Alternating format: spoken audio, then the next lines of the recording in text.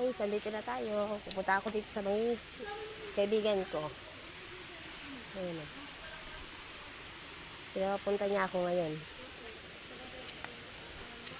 Narinig nyo yan guys, yung ugong ng sapa. Malakas po ngayon ang tubig dito sa amin.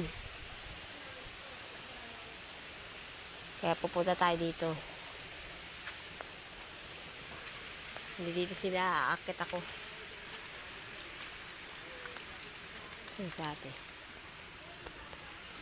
Kaso madulas packet guys. Ang dulas guys oh. Dahan-dahan tayo kasi babigla tayo madulas dito.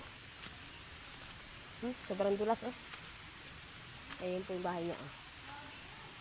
Ayun po ang bahay niya. Te? Si Jen? Hindi ako marinig guys. Hindi ako marinig natin dyan. Nandun sa bahay niya eh. Ayaw tumuli. Baka mamay may aso. May kagatin ako ng aso. O diba guys, sabi sa inyo may aso eh. Oh. Takot ako umakyat guys. Kagatin ako eh. Ang tagal naman ang tinatawag ko. Ay ginagawa natin dyan.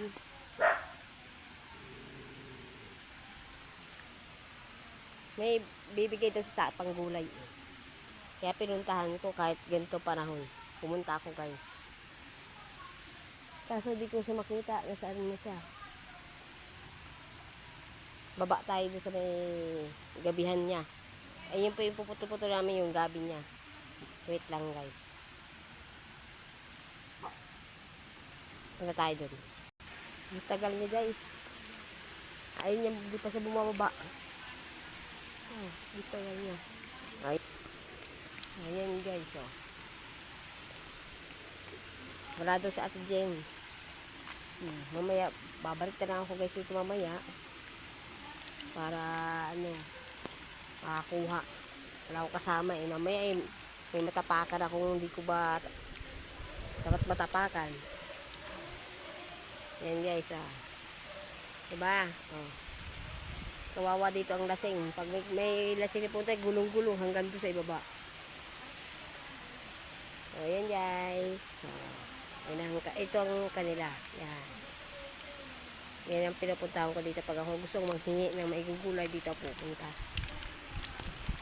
Hanggang dito na lang guys. Thank you. Paki-like and subscribe na lang. Thank you very much po.